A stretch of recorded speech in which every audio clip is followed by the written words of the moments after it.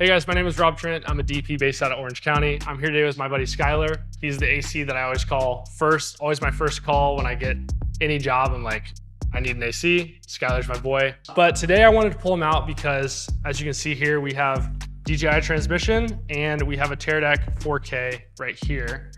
So I'm trying to, honestly, I bought the Teradek, or I bought the DJI transmission, and I've been trying to figure out, is it good enough for medium budget sets instead of renting an entire Teradek system that is gonna have more dropouts and more problems from what I've experienced.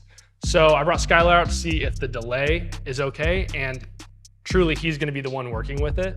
So I wanted him to say yay or nay on if this is something to keep or if it's worth just going with the industry standard Teradek. So we're gonna see delay, we're gonna see latency, those are the same thing. We're gonna see range and try and see if it's viable as a replacement for the Teradek on shoots that are under a certain budget. So this is where our office is. We have a nice line of sight area that we're gonna walk down towards the street. Skylar's gonna set up back there. We're gonna find out how far this is afterwards, see if they both keep, but this is a complete line of sight test, which is where this Teradek should get 750 feet and the DJI should get like 5 kilometers. So let's see what we can do. Not surprised that either of these are still good. So it looked like I got a momentary pause there on the Teradek. So here's, okay, we're already getting some dropping on the Teradek. DJI is completely perfect. So as you can see, we're maybe 200 feet and you can see on the Teradek right here that we're getting pretty, oh, Teradek just dropped out when he faced that direction, and DJI is still perfect right here. Not a great start for the Teradek, honestly. I would like to say surprising. There's that many cases to where you're gonna be that far from camera as an AC. You know, I think with first, I mean, even if you are pulling focus, you want to be out of the way of action, you still want to be close by. Totally. But I think there's a realistic being that far away though. Yeah, like, there's definitely like 200 feet. Yeah. Absolutely. I mean, especially with somebody like your guerrilla filmmaking, right. You know, like there's been times where you are that far. I'm gonna walk to the other side of this building, okay, and see if the Teradek can keep it non-line of sight another 200 feet, which I'm sure it won't. Nah. I wanted really, this is now to see what the DJI does. So, all right.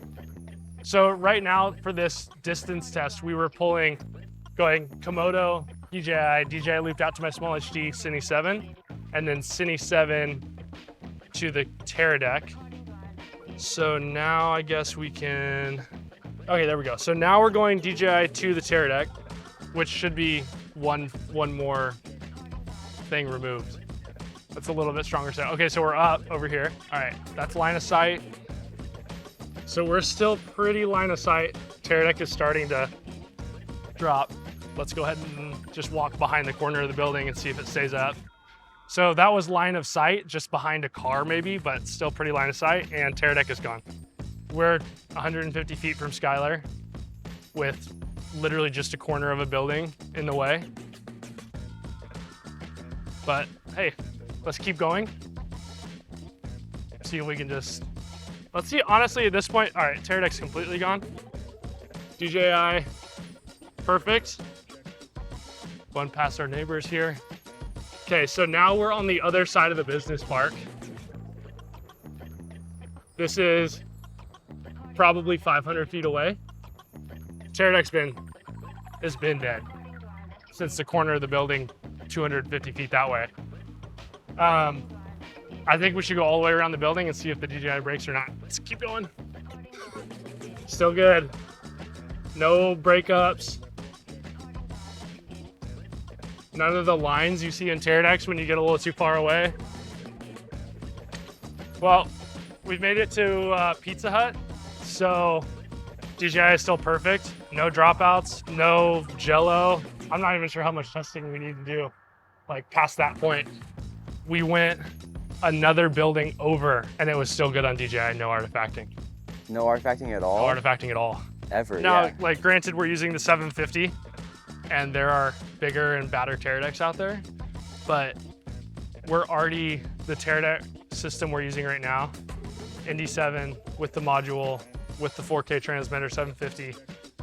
We're in like 5 or 6 grand right now on the Teradek, and we're in $2,500 plus a V-mount adapter, 70 bucks on the DJI transmission. I mean, less than half the price with better transmission. And now we're gonna go test the delay and see if it still holds up, I guess. All right, we're gonna head inside and we're gonna see how Skylar feels pulling focus on it and what the delay is actually like. So some people might say, oh, well, your Cine 7 isn't an accurate description of how fast things are because you're running looped out of a Teradek. And this is not the most scientific test. What this is this is the most real world test to the way I and 90% of the people I know work, which is you're running out of your camera SDI port to your transmission, then you're looping out to your monitor. That is how most things are ran, unless you have multiple SDI ports or you have a built-in. But this is how I actually run this. And so for me as the DP or whoever is DPing, this is the frame of reference that is perfect. And even though there's probably a frame of delay from the Komodo to the Cine 7, it's negligible because that's the truth on set. So that's what we're gonna run off for the rest of this test. All right, this is our DJI latency test.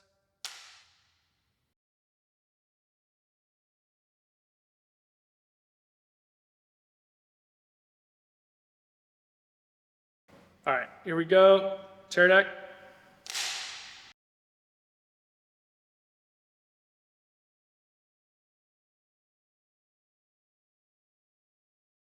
We should also look at really fast, like, what do the tools look like for you to, like, if you want to pull in, like, Yeah. like, here's your focus peaking. Well, that's actually way cleaner on the DJI. You see that? It keeps the definition of the hand. Right. Now, here's the thing I'm thinking right now. I know you usually pull monochrome. I don't see monochrome in here unless we maybe imported a monochrome LUT. But no, I mean everything about this monitor. I mean, it's really snappy. I like how clean it is. You know, the colors are good for what you need. You know, in the sense of speaking, it's a first AC. If I got this monitor from production saying this is what I'm pulling off of, I definitely would not be bad about it by any means. Yeah. I think this is totally viable. I mean, and we're about to find out right now. Let's throw the nucleus on there and see how you feel. Cool. It works great. You know, like I said, like what I like about this focus assist is that you still keep the detail. Right. You know, so it's not bothersome by any means, where I think some focus assists get in the way a lot. Right. But I mean, even without that, you know, the delay is fine. It keeps the transmission great. It's crisp. Yeah. I mean, I would totally pull off of this.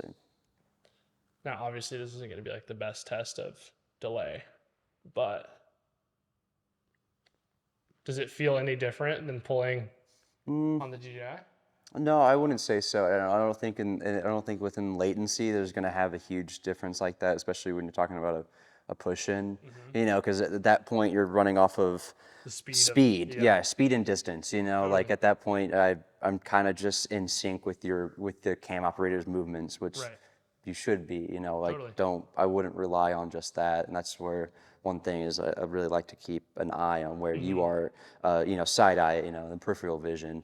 But no, I don't think this is a huge issue. But honestly, between the two going back and forth, I visually, if I'm relying on the monitor, I liked the focus assist on this one a little bit more. Oh, interesting. Yeah, even this one, I still think it's not focus assist. It's something that I like to use a whole lot because it does muddy the actual details in the frame. Look at the problems with the transmission. Yeah, it's just even right here we're having issues. I kind of really liked this. Actually, liked it a lot more than I thought I would. Yeah, it was very surprising. I haven't found a monitor where focus assist was to my liking, but there we go. So now we've pulled on it.